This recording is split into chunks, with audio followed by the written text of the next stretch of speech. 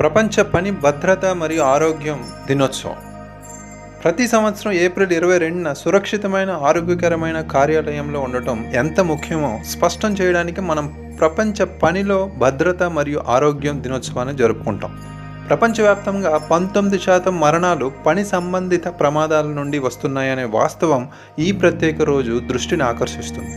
అంతర్జాతీయ కార్మిక సంస్థ ద్వారా 2003లో ప్రారంభించబడిన ఈ రోజు పని ప్రదేశాలను సురక్షితంగా మార్చడంలో దాని నిబద్ధతను తెలియజేస్తుంది. గాయాలు, ప్రమాదాలు, అనారోగ్యాలు మరియు మరణాలను నివారించడం ద్వారా సురక్షితమైన మరియు ఆరోగ్యకరమైన కార్యాలయాన్ని సృష్టించేందుకు కలిసి పనిచేయమని కూడా ఇది మనల్ని ప్రోత్సహిస్తుంది. 2024 యొక్క థీమ్ వృత్తిపరమైన భద్రత మరియు ఆరోగ్యంపై వాతావరణ మార్పుల ప్రభావాలుగా మనం తీసుకున్నాం.